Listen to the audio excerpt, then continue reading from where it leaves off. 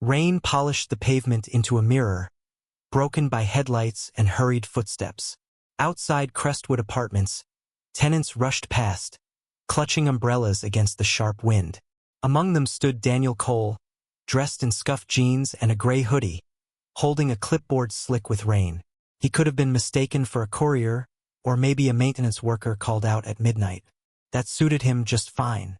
He had learned, over years of building his fortune quietly, that the world judged by appearances first and character last. Tonight would only prove the point. A sharp voice sliced through the hum of traffic. "Watch where you're standing." A sleek black car nosed into the curb, its driver's window gliding down to reveal a woman with lacquered nails and the kind of beauty sharpened by contempt. Madison Hartley, tenant of Unit 4B, socialite by choice, nightmare by reputation, glared through the drizzle as if Daniel's very existence inconvenienced her. "Move your clipboard, delivery boy. You're dripping on my car." Daniel stepped aside without a word, rainwater running off the brim of his hood. Her tone wasn't angry, anger had weight, meaning. This was dismissal, the effortless cruelty of someone who'd never had to measure their words. Madison's eyes flicked over him, cataloging every cheap thread. "Figures," she murmured, loud enough for him to hear. "Nobody hangs around here unless they're lost or looking for scraps." The car pulled away, taillights vanishing into the dark like twin embers. Daniel stayed still for a long moment, clipboard pressed against his chest. The comment didn't sting the way it once would have. He'd been called worse on the way up. Dreamer, failure, wannabe. But somewhere deep inside, an old wound shifted, the scar tissue tugging. He turned toward the building, gaze sweeping over its rain-streaked brickwork and aging windows. He'd walked through this lobby as a guest years ago, when he could barely scrape rent for a studio apartment. Tonight he stood outside as something else entirely, not a tenant, not a visitor. Something Madison would never see coming. A gust of wind rattled the glass doors as he stepped inside, shaking droplets from his sleeves. The security guard at the desk looked up, recognized him, and gave a discreet nod. No introductions, no fanfare. That was how Daniel liked it. Quiet power always spoke louder than swagger. As the elevator carried him upward, Daniel glanced at the clipboard again. Purchase agreements, signatures, and wire confirmations glistened faintly under the fluorescent lights. The ink wasn't dry yet, but the deal was already alive, beating like a pulse under the pages. In 48 hours, Crestwood Apartments and everyone in it would belong to him. Outside, thunder rolled low over the city. Inside, Daniel smiled faintly. Not the smile of revenge, but of inevitability. Some lessons came softly. Others arrived like a slammed door in the rain. Madison Hartley was about to learn hers. By morning, the storm had passed, but Crestwood Apartments wore the aftermath like a bruise. Water pooled along the curbs, cigarette butts floated in the drains, and the awning sagged under the weight of last night's rain. Daniel walked through the lobby unnoticed, dressed the same as always, simple, functional, deliberately unremarkable. No one would guess that the man waiting by the elevator owned 3 other buildings in the city. No one would guess that a single signature, ink drying in some lawyer's office downtown, would soon add Crestwood to that list. As the elevator doors slid open, a small boy in a red raincoat barreled past him, chased by an exasperated mother. Daniel caught the boy before he collided with the marble wall, steadying him with a laugh. "Careful there, champ." The mother muttered a distracted thanks before hurrying off. Daniel didn't mind. He preferred encounters that didn't stick in people's memories. Upstairs, the building manager's office smelled faintly of coffee and old carpet. Mr. Willis, gray-haired and weary, looked up from his desk as Daniel entered. "Everything set?" Daniel asked quietly. Willis nodded, sliding a stack of documents across the desk. "The sale closes tomorrow. No one here knows a thing just like you wanted. But," he hesitated, "there's trouble brewing with 4B again. Miss Hartley threw another party last night. Complaints from half the floor." Daniel's jaw tightened almost imperceptibly. He remembered the way she'd dismissed him like rainwater off her windshield. Still, this wasn't about personal slights. It was about running a building properly and proving to himself that he could hold power without letting it sour him. Note everything, Daniel said. Noise violations, damages, anything that breaks her lease. His tone was even, but there was steel under it. When ownership changes hands, we're starting fresh. No exceptions. Willis smiled faintly, relief flickering in his eyes. Good. This place needs someone who actually cares. Daniel left the office and took a slow walk through the corridors, memorizing faces, greeting tenants who barely looked up from their phones. Most were decent people just trying to live their lives. But others, like Madison, treated the building like a private stage, neighbors like unpaid extras. Outside for B, the door stood ajar, a faint throb of music leaking into the hallway. Empty champagne glasses lined the wall like forgotten soldiers. Daniel paused, listening to muffled laughter inside. Arrogant, careless, the kind of sound made by people convinced they'll never face consequences. He turned away without knocking. There would be time enough for introductions. Back in the lobby, Daniel passed a deliverman struggling with boxes. He held the door open, earning a grateful nod, then stepped into the bright morning air. The city buzzed around him, indifferent to fortunes rising or falling, to power shifting hands in silence. Daniel slipped on his sunglasses, blending into the crowd. By tomorrow, Crestwood Apartments would no longer belong to absentee investors. It would belong to him, and soon, Madison Hartley would realize just how costly it could be to underestimate a nobody. The next night, Crestwood Apartments pulsed with bass heavy enough to rattle the windows. Daniel stood across the street in the shadow of a shuttered deli, watching headlights pull up in steady streams. Expensive cars, guests laughing too loudly, a parade of heels clicking up the front steps. Madison Hartley's parties didn't just inconvenience neighbors. They swallowed the whole building. At 1 a.m., police lights briefly lit the block like blue fireflies, but after a few curt words from Madison and a flash of her last name, Hartley of Hartley and Company, the kind of family that sent donations to city campaigns, the officers drove off without issuing a citation. Daniel felt something twist inside him, part anger, part recognition. He knew that power. He'd seen it wielded against him his entire life. By morning, the lobby looked like the aftermath of a storm. Glitter ground into the carpet, empty bottles lined along the reception desk. The building smelled faintly of stale perfume and champagne. Mr. Willis was there already, sweeping up in silence. His hands trembled from fatigue. "She didn't even say sorry," Willis muttered. "Just slammed the door in my face, like I'm dirt under her shoes." Daniel helped him lift a broken vase, setting it gently in a trash bin. The simple gesture steadied Willis, but inside, Daniel's own balance tilted. He had told himself that becoming the landlord was about responsibility, not revenge. But standing here, watching someone powerless clean up another person's arrogance, his convictions started to fray. When Daniel left the building, he didn't head home. He walked, past neon-lit diners, past sleeping storefronts, past the corners where he used to wait for buses after 12-hour shifts. Rain from last night clung to the pavement, reflecting his face back at him, distorted by each puddle. He asked himself a question he didn't like. Was I really better than her? Or just quieter with my power? By late afternoon, Daniel was back at Crestwood, papers finalized, keys heavy in his pocket. Ownership wasn't a distant promise anymore. It was real, beating against his leg with every step. He found Madison in the lobby, dressed for brunch, sunglasses perched like armor. She didn't recognize him immediately. She barely looked at anyone she didn't consider useful. "Do they even hire janitors here anymore?"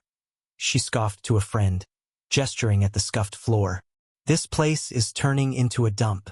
Someone needs to take charge." Daniel caught her reflection in the brass elevator door. The urge to speak now, to strip the smugness from her face, burned through him. But revealing the truth too soon would be satisfying and hollow. Power used in anger looked a lot like the power she wielded. So he stayed silent. He let the elevator doors close, her laughter echoing inside. Tomorrow the roles would shift. But tonight, Daniel wrestled with a harder choice. Whether to teach Madison Hartley a lesson she would never forget, or show her a mercy she didn't deserve. By the time the ink on the sale documents dried, Daniel had walked the building a dozen times.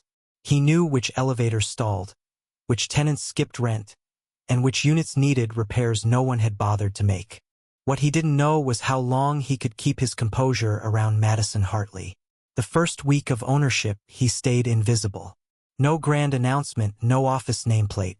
He let the existing staff run things while he observed. Tenants whispered about the mysterious new landlord. Madison, oblivious, went on living like Crestwood was her personal penthouse. On Friday evening, Daniel returned to find the lobby crowded with tenants, angry voices bouncing off the marble. The elevator was out again, this time because someone had spilled an entire bottle of champagne inside. Daniel didn't need to ask who. Mr. Willis looked pale and cornered, a dozen complaints hitting him at once. "Please, folks, I've called a technician. It'll be fixed." Madison swept into the room in a white coat and designer boots, late to her own party upstairs. "What's with the mob scene?" she demanded, glancing around like the peasants had gathered. "Isn't this your job, Willis? Keeping the building from falling apart?" A young mother stepped forward, baby balanced on her hip. "My kid's been sick all week. I live on the 7th floor. What am I supposed to do? Carry him up?" Madison shrugged, unsympathetic. "Take the stairs. Builds character." Laughter rippled from her entourage. Daniel's hand tightened on the keys in his pocket. He could feel his resolve eroding, the temptation to humiliate her right here, right now. But part of him still clung to the belief that power only meant something if you used it wisely.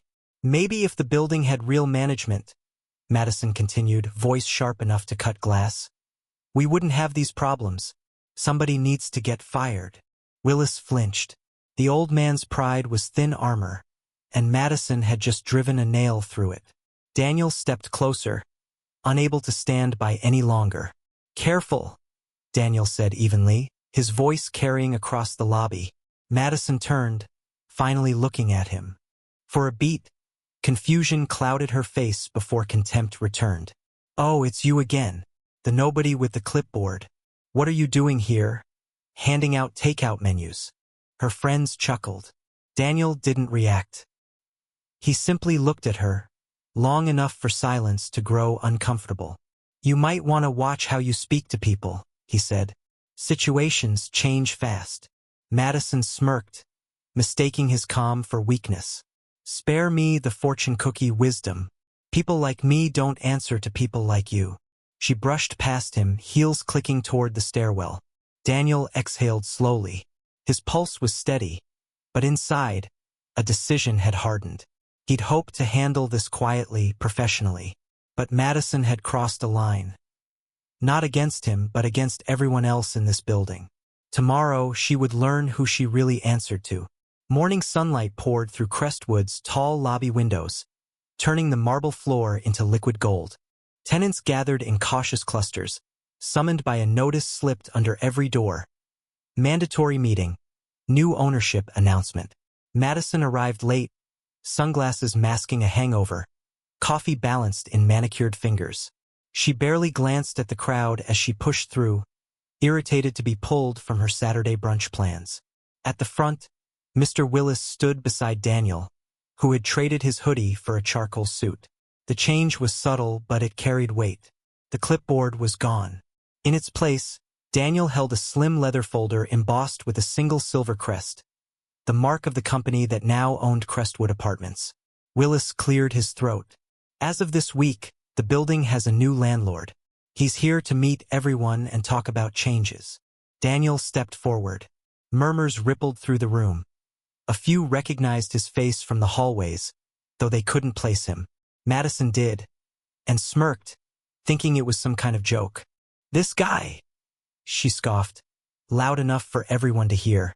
"Did the janitor win the lottery?" Laughter from two of her friends punctuated the insult. Daniel opened the folder and held up a single page. The deed to Crestwood Apartments, signed, stamped, sealed.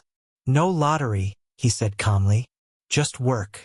and a decision to invest in a building that deserves better management. The laughter died. The lobby went still.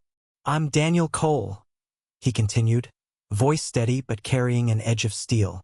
"As of yesterday, I own Crestwood. Every floor, every lease, including yours, Ms. Hartley." Madison's smirk faltered. "You're kidding," she said, searching the crowd for backup that wasn't coming. "I'm not," Daniel said. He let the silence breathe. Let every tenant absorb the reversal. This building is going to change. Maintenance will be fixed. Violations will be enforced. And disrespect, toward staff, toward neighbors, won't be tolerated. Madison's coffee cup trembled slightly in her hand. "You can't just—" "I can," Daniel interrupted softly, but the words carried a finality that pinned her where she stood. He didn't raise his voice. He didn't need to. Power, real power, didn't shout. A young mother from the previous night, her baby now asleep in a stroller, spoke up. About time someone cared about this place.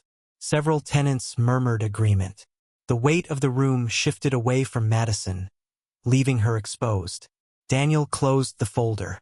"You have 30 days to correct your violations, Ms. Hartley, or your lease will be terminated." His gaze was even not angry. "Your name, your money, your attitude, none of it matters here. What matters is how you treat people." Madison tried to speak, but nothing came out. The sunglasses hit her eyes, but not the way her jaw clenched as she turned on her heel and stormed toward the exit. Daniel didn't watch her leave. He turned to the tenants instead. "Let's make this a building worth living in." Applause broke out. Not loud, but warm and real.